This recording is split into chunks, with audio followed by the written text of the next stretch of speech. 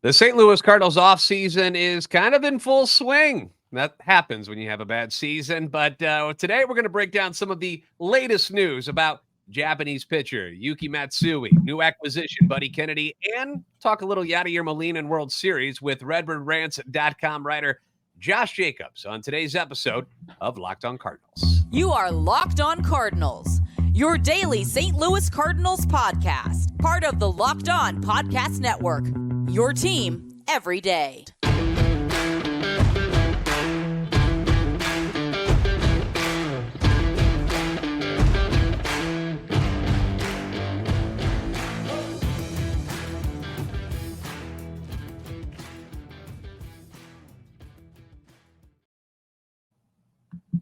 Hey there, Cardinals fans. I'm JD Haffern, and I'm a national radio sports anchor, born and raised in the Lou and a lifetime Cardinals fan, and I am your host for Locked On Cardinals, part of the Locked On Podcast Network, your team every day. Make sure you're following us on Twitter X at JD Sports Radio and the podcast at LO_Cardinals. We want to thank those of you who make Locked On Cardinals your first listen every day. Free and available wherever you get your podcasts, as well as on YouTube. Like, subscribe, comment, interact with us. Hit that notification button so you know when the new episodes are posted. This is a show serving Cardinal Nation, giving the best fans in baseball all of the info about the birds on the bat. Once again, we want to welcome in our buddy Josh Jacobs from RedbirdRants.com and the Noot News Podcast. Josh, how you doing, buddy? I'm great, JD. How are you, man? I'm doing okay. I had a dentist appointment this morning and nothing got done. Like they were going to put some new things on to the teeth and everything, and then it didn't happen. So I was there for like 2 hours for no reason whatsoever. Oh. So kind of not ideal. Yeah, no, the dentist is really not all that much fun. And No. when they keep screwing up, it's even worse. So anyway, moving on into hopefully more fun talk here about the St. Louis Cardinals, because we've gotten some recent news. Okay, we got some news yesterday. First thing I saw about the Yuki Matsui news was actually from the Noot News Podcast Twitter feed, was that you guys had posted that, according to a report, which, by the way, when you click on the link, was all in Japanese, so I have no idea what it says. But I took your word for it that the Cardinals had reportedly made an offer already to the closer, Yuki Matsui, from over in Japan. What else can you tell us about this story? Has that been confirmed? What do you know so far, Josh? Yeah, it's pretty unclear exactly what happened there, but at the very least, there's strong interest from the Cardinals in Matsui, and that's something that I think we talked about in the 10 pitchers, was that reported by Gold that the Cardinals are already looking into him. They have a strong infrastructure in Japan, so it makes a lot of sense that they would be connected to a lot of the Japanese pitchers. The original report came out that said, like, the translation to English said it was an offer, but kind of based on like how the offseason works, you can't really make offers to players right now. So what's probably happened is they've maybe had contact with Matsui, his agent, or the team, and just indicated we're going to make an offer when things open up. So I've anticipated the Cardinals would make at least one move pretty quickly into free agency, and this might be the first thing they do is they lock up a reliever straight away. Talked about it in yesterday's episode because the news kind of broke late about it, and it just gave us a chance to kind of introduce Matsui a little bit more to people who may have missed out on previous episodes. But left-handed closer, top closer in Japan, and one of the great things about him, 27 years old, so he's not too young, he's not too old, but he's not going to be posted by his team, which is something when we talk about like Yamamoto, who is going to be expensive not only to pay him, but you're going to have to pay his team as well when they post him. And that's not the case with Matsui, nor will he cost you any draft picks like some of the free agent pitchers here in the United States. For sure. And for the most part, he's a really intriguing arm. There's some concerns about his size. He's only 5'8". And so you kind of get like Marcus Stroman vibes from him, and he doesn't throw all that hard. He's sitting in the low 90s. But this guy just knows how to strike batters out. He's got great movement on all of his pitches. He has a 4 to 5 pitch repertoire, which is kind of odd for a reliever. Usually they kind of have their 2 pitches and they go, but he keeps batters off base a little bit like that. And in a league like in Japan where they're very contact heavy, so strikeout numbers are usually a little bit lower because they like to put the ball in play. They're not the swing for the fences kind of league. He was having elite strikeout rates. So you would think that actually would potentially even get better as he comes over to the States.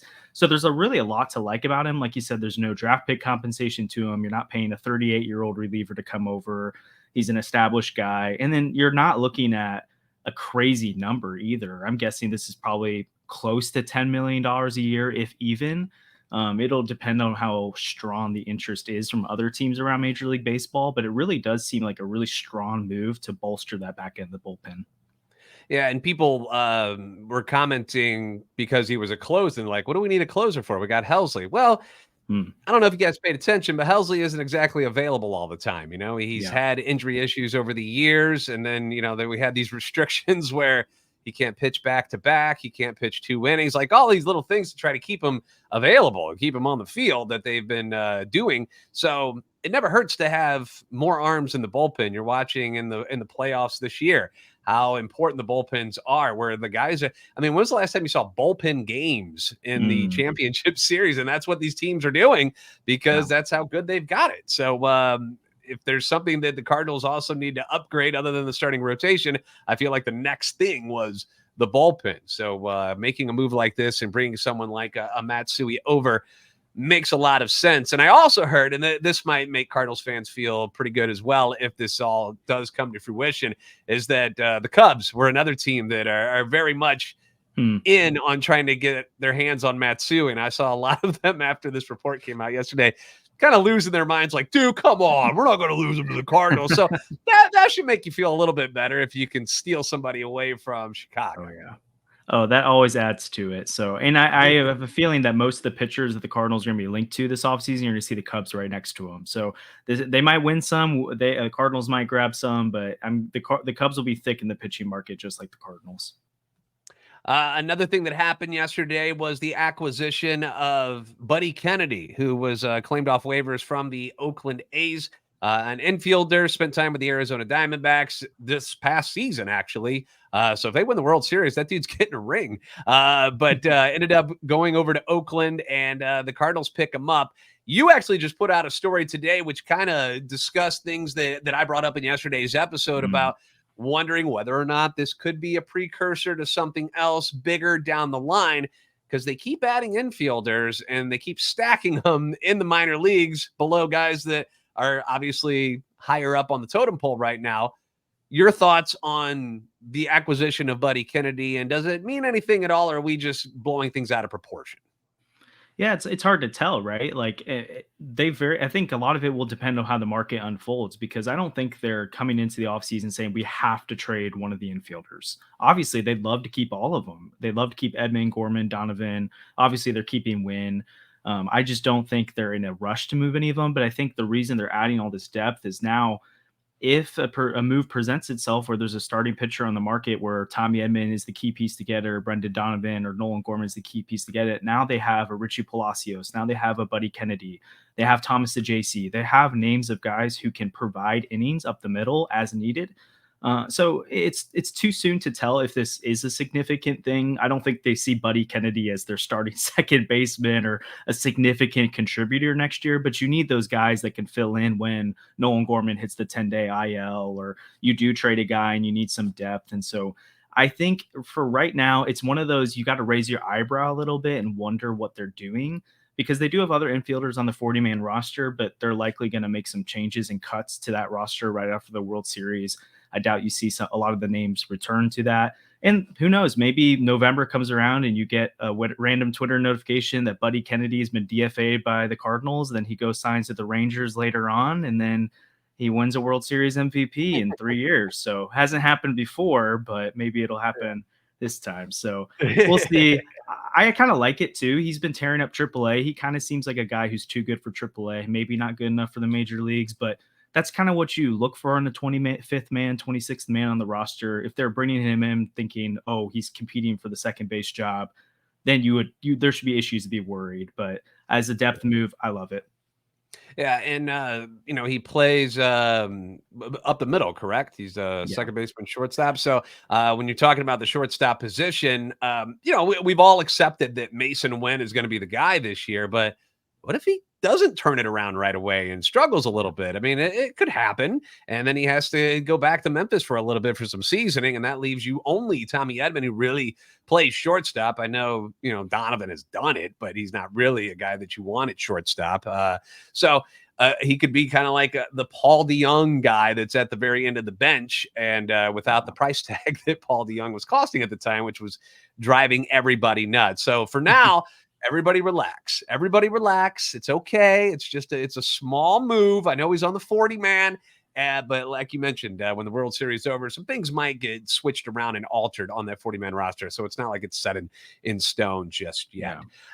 All right, coming up, we are going to talk a little bit about the World Series because we know that the Diamondbacks and the Texas Rangers are going to be in it. A lot of guys, as I mentioned in yesterday's episode, that are part of this that have some St. Louis ties and have played for the Cardinals and whatnot. But coming up next, I want to talk a little bit about what's going on with Yadier Molina because that seems to be kind of the hot topic with Cardinals fans right now, whether or not Yadi is coming back or not. So we'll get Josh's input on what's going on with that next on Locked On Cardinals.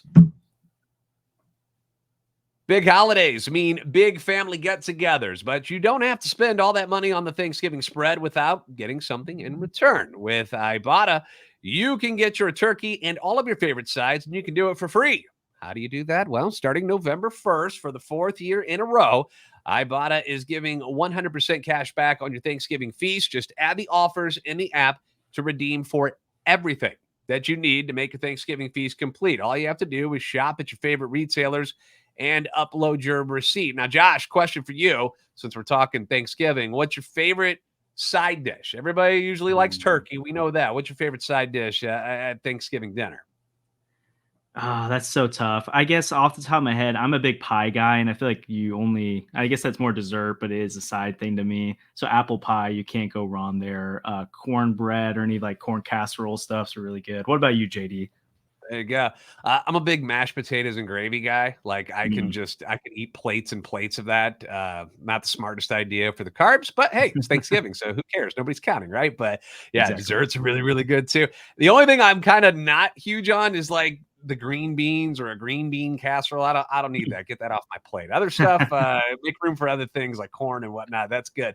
Ibotta will give you cash back on hundreds of grocery items from produce to personal care to pantry goods, so you can make sure that you're beating inflation no matter what it is you're purchasing. Other apps will give you points that don't amount to much. With Ibotta, you get real cash back that you can cash out to your bank account, PayPal, or you can put it on the gift card. You can also earn cash back on hundreds of online brands and retailers too when you start with Ibotta, including Lowe's, Macy's, Sephora, Best Buy, and more. Just download the Ibotta app now. Use code MLB to get 100% cash back on your Thanksgiving dinner starting on November the 1st. Just go to the App Store or Google Play Store, download the free Ibotta app, use the code MLB. That's Ibotta in the Google Play or App Store, IBOTTA, and use code MLB.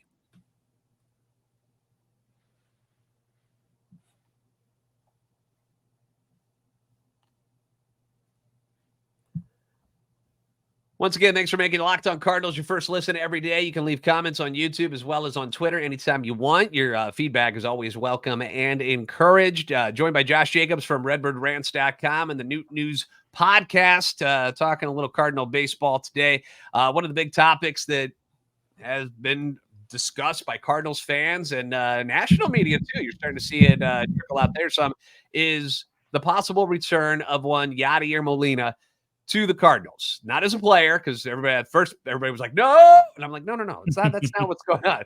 The idea was that he could come back as a coach. It's something that a lot of people, as soon as they retired, him and Albert, and they also talk about Waino, like people want to bring these guys back into the clubhouse and become coaches because they love these guys. And obviously they were very, very good. You saw the struggles of the Cardinals this year. You saw the struggles behind the plate for Wilson Contreras. The pitching staff was miserable. What can Yadier Molina do to help this if he does indeed decide that that's something that he wants to do and the Cardinals are like, yeah, let's bring you back in? What kind of role do you think Yadier Molina would play for the Cardinals in 2024? Yeah, I mean, I at this point, I can't imagine he comes onto the staff in anything less than a bench coach role. I just don't see him being a catching coordinator and kind of being around the team.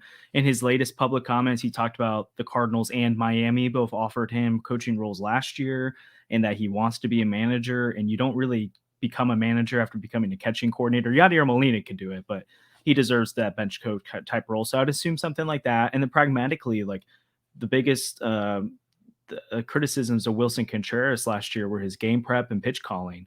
Who better to have with your game prep beforehand than Yadier Molina, who's feeding you information, and who better to be calling pitches from the dugout if needed than Yadier Molina? And so I could easily see him being someone that's kind of like, I want to call it a pitching coach, but someone that's working with the pitching staff and the catchers a lot, and then being more of the less words but higher impact leader in the clubhouse. Players always talked about Yadi wasn't someone to say a lot, but when he did, everyone listened.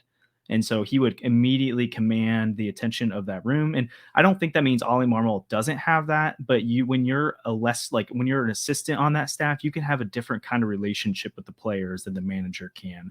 And so Yadi can be a guy that when Ollie's message isn't getting through, he can stand up and go for it as well. And so I think he brings a lot to the clubhouse. And honestly, if he's not with the Cardinals, I wouldn't be surprised if someone else scoops him up. There's 5 manager openings right now. I think he said there's a 90% chance it's happening. I don't think he says that unless he's pretty confident or he's trying to put pressure on them to make it happen. And so I'd be shocked if he's not in the dugout in 2024. Yeah, like seeing Bob Nightingale say it was a long shot, and then Yeah. Yadi's quote comes out in an interview with a radio station from Yadi's mouth saying, we got something cooking, 90%. Yeah. I mean, that's pretty good. 90% is very, very good. I did it like with my grades. 90%'s an A back in the day, so that's pretty good. Now, one aspect of this, which I brought up, was the concern that would it be weird for Ollie to have a guy like Yadier Molina, who he was the manager of for one season, but at the same time, a guy that a lot of fans are just like, Ollie, step aside, let Yadi take over. That aspect of it, I wonder if it puts Ollie in a weird spot to know that, right behind you could be a guy that might take your job if things don't go the way they want them to go in 2024. The fans, the first sign of any sort of struggles are going to start going, let Yadi take control. Just let him do it. Get him out of here. That's a tough spot, don't you think? Of course. And then even if they're having success, they're going to be like, wow, it's because Yadier Molina is there. So it's kind of a lose-lose situation for Marmol in that standpoint. But I mean, think about the coaches he brought in. His first year, he wanted Skip Schumacher to be his bench coach. That guy was going to be a manager the very next year. Then he wanted Matt Holliday to be his guy, and everyone knew Matt Holliday was going to be a future manager.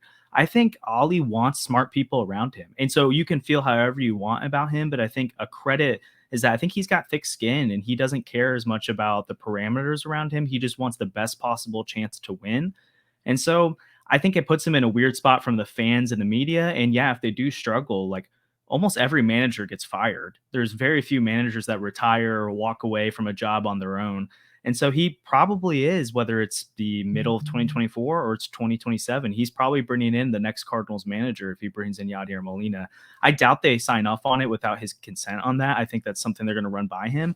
And I think he wants that. I think he wants someone in that clubhouse that's going to push him, that's going to push the team. And so I think it says a lot about his leadership. I think it's probably awkward more on the outside of a fit. And I'm sure if things start to unravel, he'll feel the pressure. But honestly, he's kind of on a short leash anyways.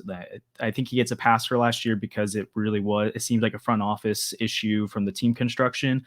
But if they struggle in April, I don't think they're going to be as high on Marmol as they are right now. And so I think he sees the value in Yadier Molina, and I think he's willing to take on the extra baggage that comes with that. And another thing to remember is that Ollie's in his last year of this deal. So it's not like he's coming in with, an extension already in place and he's, playing with house money. Like if it don't work, it's really not difficult to fire him. No. Is it something that I think Mo would do considering this was like their dude that they picked? Probably not. I mean, it would have to be as bad as it was in 2023 for him to get fired. Hopefully that's not something that we have to worry about. Hopefully all of this works itself out. What do you think about Yadi? Is he allowed to have pitch comm in the dugout if he does join the staff? Is he allowed to call all the pitches and everybody just let him do it? He was really good for a really long time. Just let him do it. Yeah, I'm actually not sure. That's something I had to look at because it seems like mostly the catcher pitcher has that. But I mean, historically, calls came from the dugout all the time. So I'm sure there's ways to do that. And maybe you signal to the catcher and the catcher calls it from the pitch comm.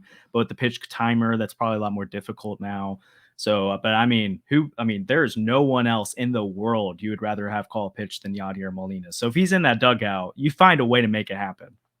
And as you mentioned earlier with Wilson, if Yadi comes in, you get to learn from him. And that was his idol, growing up and stuff. So this is a guy that would really get through to Wilson. Not that that seems to be a problem, but if somebody's going to teach him the ways of the Cardinal way, yeah, what better than the guy that was behind the plate for so many years and as successful as anybody as a catcher for the St. Louis Cardinals organization. So so you think you'll see him in 2024? You think Yadi, if you had to put money down right now, you'd put it on him joining?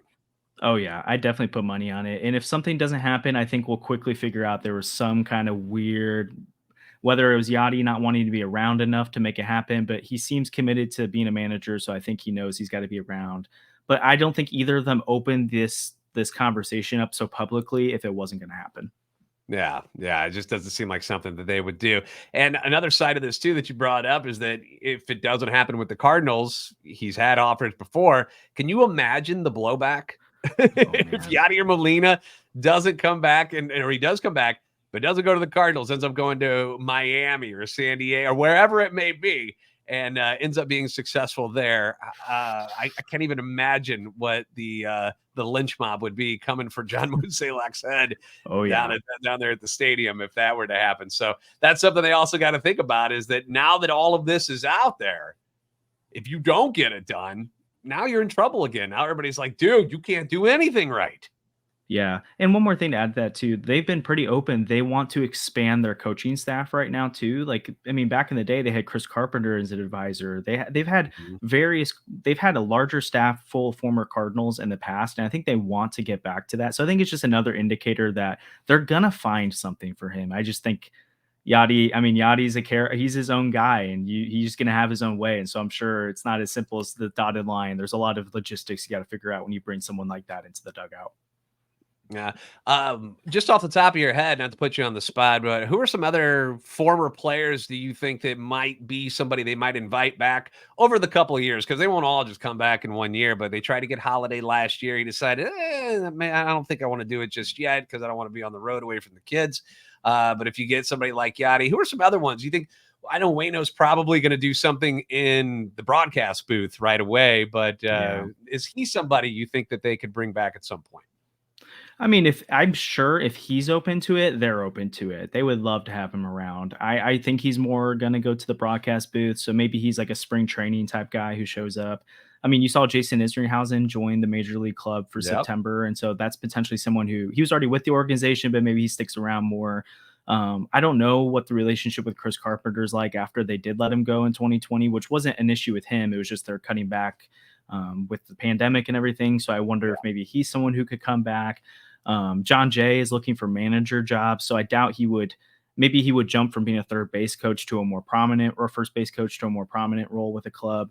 So those are just a couple that are peripheral right now. But I mean, you could probably look at any beloved Cardinal that was a good character guy that kind of fit the mold. Danny Descalso kind of seems like a guy like that. We could probably list name after name after name of guys that they could be interested in. Yeah, because they've gotten, people forget like John Mabry was on the staff for a little while there too. So, they bring up guys who weren't necessarily superstars, but, they knew what they were doing. So, well, it'll be interesting because I know people are anxious to get some more of the guys who, and I am too, that were winners. I want to surround. I want people to understand if I'm putting people in place that what happened this past year is an anomaly. It's not how it goes in St. Louis. And I want to bring all these winners back in and create a culture that is more familiar to all of us and to the fans, because we know how bad this was this year and it just caught everybody off guard. So I would assume that the team will do whatever it takes to get things back on the right track. Totally. All right. Speaking about on the right track, the World Series getting ready to start up this weekend. And we've got a Diamondbacks team that is oddly familiar with what a former Cardinal team was like back in 2006. And then you've got a Rangers team that's got a lot of guys that were on the team from this year and in past. We're going to talk about the World Series and what Josh thinks is going to happen there. We'll do that next year on Locked On Cardinals. Modern medical care and treatment are important and should be readily available to you when you need them. Bad things always seem to happen at the worst times, the most inconvenient times. And I'm not just talking about like on a Saturday, but I'm talking about different times of day too. You know, we've got pandemics we've dealt with, natural disasters constantly occurring, foreign travel. You're going somewhere for Christmas, maybe. Could cut you off from your treatment that you need. Jase Medical is your solution in these types of situations. Just fill out their online form. One of Jase Medical's board-certified physicians will then review it, determine whether or not medications are safe and appropriate for you. And if they are, they'll send them to you. One of their partner pharmacies will take care of your order and then get it filled and then mail it directly to your home. Another bonus to Jase Medical is that you also have physicians available to you when you need them, not on doctor's times, not between the hours of 8 a.m. and 9 p.m. or whatever it may be. You can do it 24/7.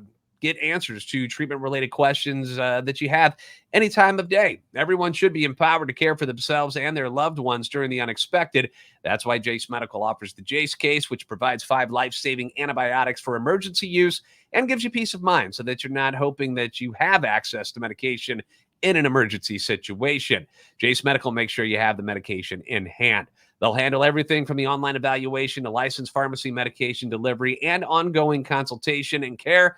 Don't get caught unprepared. Get $20 off right now on these life-saving antibiotics today from Jase Medical by using code LOCKEDON at checkout on jasemedical.com. That's $20 off on life-saving antibiotics today from Jase Medical by using my code LOCKEDON at checkout on jasemedical.com. That's JASE medical.com.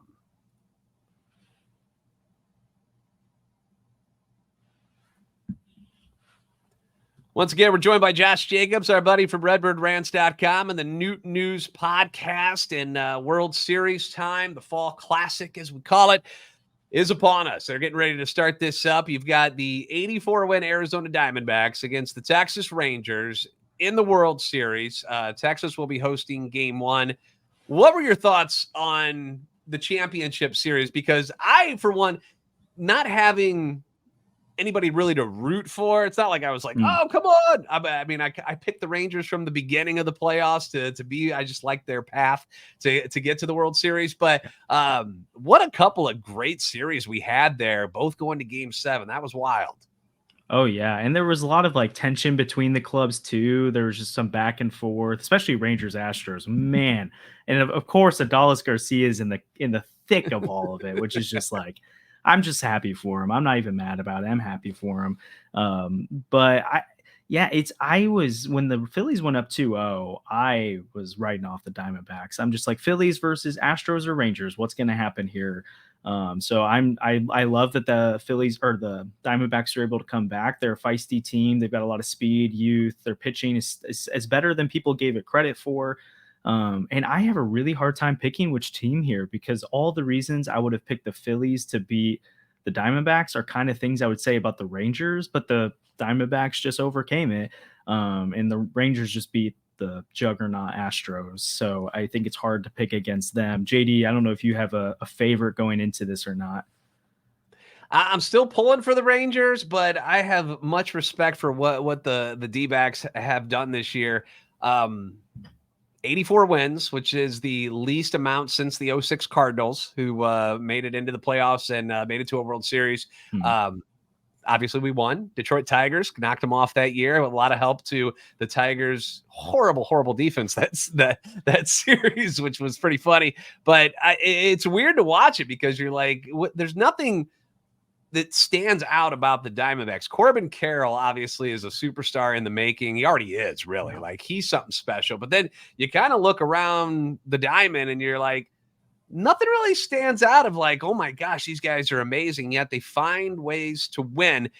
Some of the comments that we got from fans were like, oh boy, great. Now the Cardinals are going to think that they can build a team like this without having to buy anybody. And this is going to be bad for us, which I don't think is going to be the case. I think here's the other thing, too, is that you have to remember the Arizona Diamondbacks had to go through some very lean years, too, where the Cardinals are not. I know it was really bad this year, but it wasn't supposed to be like this, where they were knocking on the door of 100 losses or anything like that. But a lot of these teams, when people were talking about the Baltimore Orioles, even the Astros for a while there, had horrible. Remember, these guys are getting top 5 picks The Cardinals have never been in that situation. So they've never had to fully tear things down and rebuild. So they're not going to go about it that way. I don't think they're going to pay as much as the Rangers are paying by any means. But there's also a little piece of luck in there too. Like, you've got these guys that come out of nowhere, like a Brandon Pfaadt for the Diamondbacks. Like these guys step up where you didn't expect it. I mean, Zach Allen did not look great against the Phillies, but yet they win the series. Yeah. I when I see that narrative, I think it's funny, and it's like you kind of like you think Mo would look at the team and be like, oh, see, it kind of proves our model's right. You just got to win and get in. But I think they know the problems are bigger than that. Yeah. And even with a low payroll, they had that, like, they did get hot at the right time, but they were one of the best teams in baseball to start the year. It's not like they just kind of stumbled in. I mean, they did stumble in at the end, but it wasn't as much of a joke as I think we sometimes think they were. I think they just hit a really cold spell in the summer and had to overcome that. But and to your point too, I don't think the Cardinals spent as much as the Rangers, but I do think that's the team they kind of look at to be like, hey, they had the lineup last year, but they had no pitching. So what do? They went out and they got as many as they could. Are they going to go get a Jacob deGrom? No. But are they going to get their own Nathan Eovaldi? Are they going to get their own Max Scherzer at the deadline potentially? Are they going to shoot a couple darts out there and rebuild that rotation? Yeah, I think that's what they do. And I think it's because the offseason still hasn't started yet. Fans are kind of thinking through what can happen. I've started to see like, okay, they're not going to be any good next year. Like trade Goldschmidt, trade Arenado, just blow it up. What's the point? Even getting a couple pitchers isn't going to fix it. I genuinely believe that if you transform this rotation in the way they can, it's not going to be one of the best in baseball, but it can be a really good rotation if they make the right moves. This team is set in the NL Central to win the division and can make a run in the postseason. So I think they have to look at a team like the Rangers as like, this is the model. We have to go after it. We have to be aggressive. Yeah. And one other thing before we let you go here today, we were talking outfielders. There was an article actually on redbirdrants.com talking about some of the guys that the Cardinals might be interested in if they end up making a move, because we know we've got plenty of outfielders at the moment. But if somebody like an O'Neill or even an Edman, who can be considered the center fielder right now, or perhaps a Dylan Carlson gets moved, you've got some guys that might be on to other places, outfielders that they might want. And if you look at the model of like what they have, it's usually somebody very defensive minded in center field.